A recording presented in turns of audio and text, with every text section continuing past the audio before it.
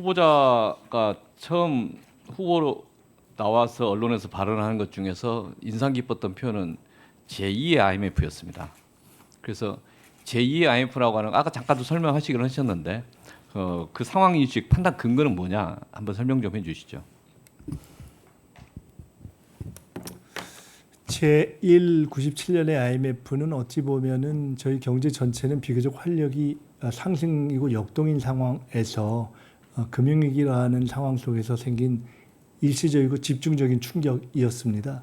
근데 사실 지금 오늘 현재의 상황은 아시다시피 성장률이 지금 역성장 또는 마이너스 제로 단계로 향해서 가고 있고 우리 산업의 구조적인 이 어려움이 지금 곳곳에서 고통이 발산되고 있고 무엇보다도 우리는 결국은 궁극적으로는 이 국제적인 자유로운 환경 하에서 무역으로 상당 정도 풀어가는 나라인데 국제 질서가 전면적으로 지금 변하고 있는 상황이고 우리를 둘러싸고 있는 나라들이 미국, 일본, 중국, 심지어 북한조차도 과거보다 훨씬 더 빡빡한 환경을 저희들이 조성하고 있어서 과연 이 시기에 우리가 활로를 찾을 수 있나? 이게 거의 존망의 문제가 아닌가?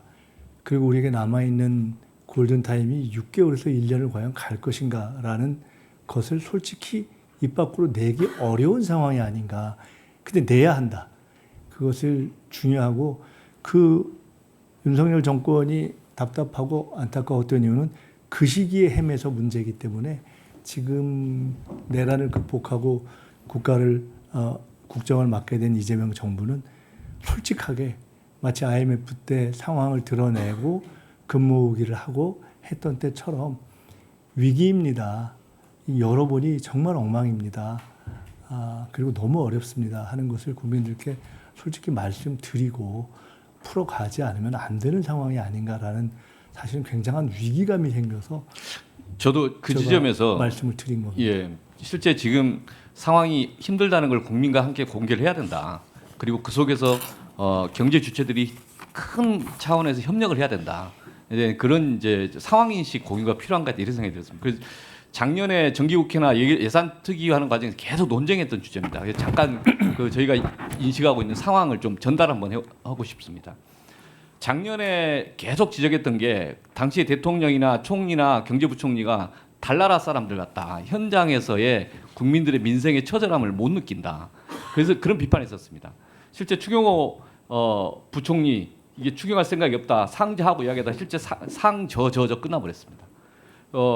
그 다음 페이지 보시면 이제 대통령도 작년에 확실히 더 잘 될 것이다. 또는 이제 총리도 우리 경제가 정상화됐다. 계속 이렇게 주장을 했습니다. 다음 페이지 보시고 경제 심지어 이게 대통령 정책실장도 그런 이야기했습니다.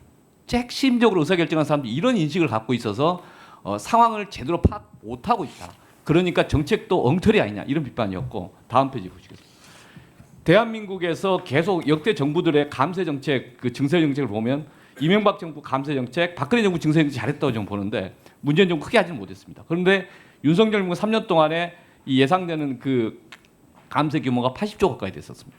다음 페이지 보시면 그로 인해서 2023년에 세수 결손 56.4조, 작년에 30.8조, 즉 그 전에 395조, 396조에서 약 60조가 떨어진 작년에 세수가 336조였습니다. 경상 성장률이 4% 5%씩 되고 있는데 왜 절대적으로 수치가 떨어졌느냐 이해가 되지 않는 상태. 이건 감세 외에는 생각이 여기 대안이 없고 실제 이 원인 설명이 안 된다. 이 점 때문에 저는 기재부 분할을 이야기했고 기재부 관료들 국장급 이하들 정말 처절하게 국민들이 석고되지 않는다 그런 지적을 했습니다. 다음 페이지 보시면 통상적으로 레이거노믹스 이야기하면서 감세를 할 경우에 경제가 활성화된다고 이야기를 합니다. 그렇기 때문에 일정 시기가 지나면 전체 세수 기반이 확대되고 증대될 거라고 이야기합니다. 그런데 감세 정책을 3년 동안 했는데 3년 내내 경제 성장률이 떨어졌어요. 2023년도에 1.4%, 작년에 2.0%, 올해 본래 2.2가 되느냐 1. 얼마가 되냐 했다가 지금 1.0 이하로 떨어지는 심지어는 올해 1분기에 마이너스 성장을 했어요. 그러니까 이 상황 속에서 보면은 감세 정책이 있지만 감세 정책이 경제 활성화에 아무런 효과가 없었다. 그러면 한 번 더 물어볼 수 있죠. 그러면 윤석열 정부에서는 그동안에 우리나라의 잠재적 성장률을 높이기 위한 구조 개혁이라고 했느냐. 그 다음 페이지 한번 보시면 잠재 성장률이 계속 떨어지는 건 어쩔 수 없는 추이인데 실제 어떤 정부든 잠재 성장을 키우기 위한 노력을 해야 됩니다. 이 인식을 분명히 하고 국정과제로 해야 됩니다. 하고 있었냐? 이게 이제 반면교사로서 이재명 정부는 제대로 할 거냐? 이걸 우리가 같이 국민들 앞에서 검토를 해야 되는 거죠. 그 다음 페이지 보시면 그 전 페이지, 그 앞 페이지에 여기 아니요, 저 잠재 성장률 이 당시에 제일 논쟁이 됐던 게 R&D 예산 깎는 거 아니었습니까? 구조 계획을 하고 또는 기술에 기반한 선도 산업을 만들어내고 성장을 해나가야 되는데 그 성장을 위한 뭔가 노력을 하지는 못하고 오히려 R&D 예산을 이상하게 깎아버려 가지고 과학기술자들로부터 좌절감을 느끼게 하고 그리고 많은 경제 활동을 하는 그 경제 주체들 입장에서 보면 희망이 없다 이런 이야기라고. 그래서 지난 3년 동안이 실제 선진국으로 해서 진입해서 좀 안착을 해야 될 그런 시기인데 놓쳤다. 정말 중요한 시기를 놓쳤다.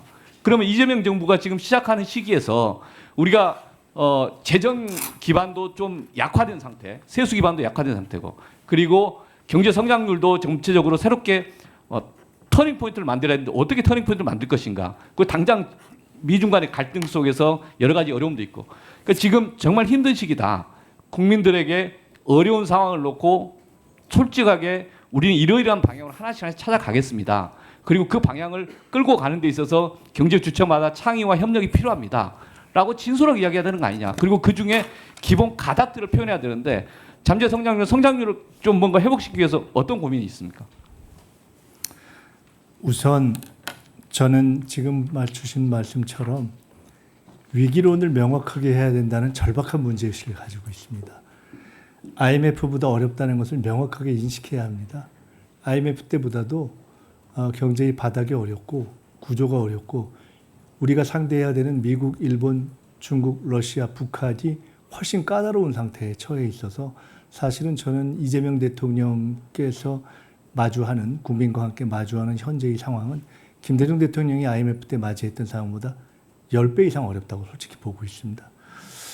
게다가 윤석열 정권이 세수 기반을 약화놓은 상태여서 여러분이 깡통이다라는 느낌. 게다가 최근에 부동산 문제가 있습니다만은 등등 우려가 있습니다만은 이 정권이 우리 새 정부가 시작하자마자여서 오세훈 시정이 사실은 질러놓고 무책임인 이런 상황이어서 정말 고민입니다.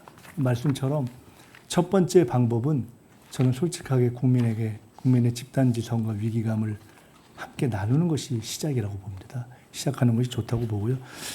여러 가지 방책을 중, 장, 단기 다 취해야 되고요. 재정과 관련해서만 말씀드리면 아까 우리 존경하는 김희정 의원님이 그 예산도 규모도 물어보시고 부채 규모도 물어보시는데 부채 규모도 아까 말씀하신 그게 맞습니다. 48, 49. 근데 다만 제가 아까 다른 자료를 보다가 혹시 정부 부채율을 말씀하시는 건가 해서 제가 20%대 24% 말씀드렸었는데 그것과 상관없이 사실은 굉장히 큰 어려움이 있죠. 다만 선진국은 거의 70%대이기 때문에 어려운 걸 알면서도 그래도 긴축 확장을 넘은 회복 재정, 성장 재정을 할 수 있는 마지막 골든 타임이다라는 생각을 갖고 있다 하는 말씀을 드리겠습니다. 오늘은 시간이 짧기 때문에 제가 추가적으로 다른 걸 좀 합니다. 그 실제 지금 저는 제안입니다. 한번 정부에서는 함께 계속 고민해 주십사 하는 건데 세수 기반을 확대해야 된다. 그걸 국정 과제로서 계속 가야 된다. 저 여러 군데서 이야기했고요. 지금 무리한 감사하면 안 된다. 이런 말씀이고 두 번째로 지금 적극적 재정해야 된다. 지난 2023년, 2024년 적절한 재정의 역할을 해야 되는데 못했다. 그런 비판하는 거고. 다음 페이지 한번 보십시오. 화면을 좀 바꿔. 그 다음 페이지. 우리나라가 지금 필요한 게 기업 부채는 IMF 이후에 많이 개선됐습니다. 가계 부채냐 정부 부채냐 정부 부채도 선진국 평균 비교해 보면 108%인데 대한민국 52.4% 아까 48.5 대략 이 숫자 왔다 갔다 합니다. 가계 부채가 제일 문제입니다. 가계 부채가 100%에서 지금 89, 90% 왔다 갔다 하는데 그로 인해서 민간에서 소비가 위축되기 때문에 이 문제 풀어야 된다. 이 지점에 대해서 뭔가 좀 일관된 고민을 해야 되는데 실은 금융 관료들 그다음에 은행권들 전부 다 그 이자놀이 과정에서의 서민들의 그 뼈아픈 삶을 잘 못 느낀다. 작년 1년 내내 비판했습니다. 은행들은 50조, 60조씩 이득을 얻고 있는데 그게 변동금리나 고정금리였으면 안 그랬을 거예요. 미국은 5% 기준금리가 성장했는데 대한민국